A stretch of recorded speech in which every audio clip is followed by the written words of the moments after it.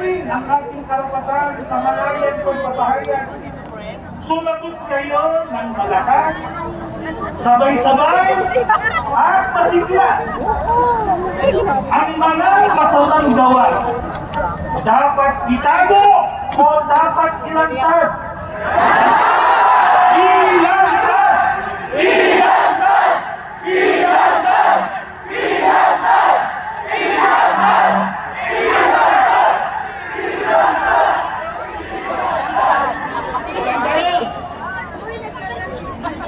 Ang sino man nagnakaw sa kaban ng bayan, hindi panagutin o panagutin?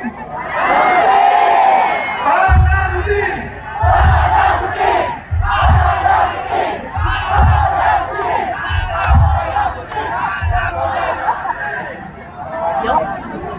Narinig po namin malinaw ang inyong sagot.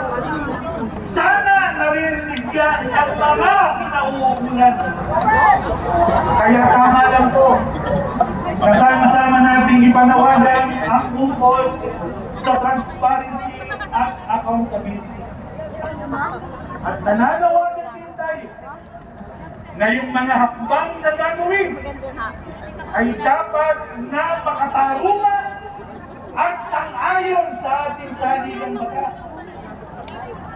Hindi tayo sang-ayon sa anumang solusyon na laban sa konstitusyon. Sang-ayon ba tayo doon, mga kapatid? Hindi tayo sang-ayon sa revolusyon. Hindi tayo sang-ayon sa revolutionary government. Hindi tayo sang-ayon sa kudita.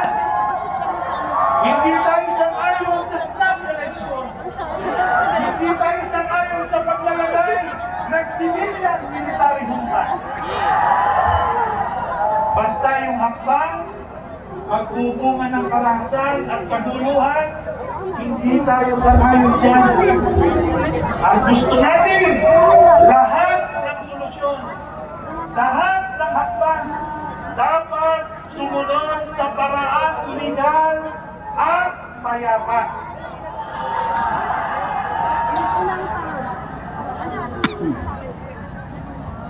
Kaya nililinaw din po namin sa lahat. Gusto namin maging maliwanag sa lahat. Hindi po natin hinahangad, ang pagbaksak ng ating pamahalaan bilang institusyon. Sana maging maliwanag yan sa lahat. Ang nais natin ay ang pagbaksak ng katiwalian.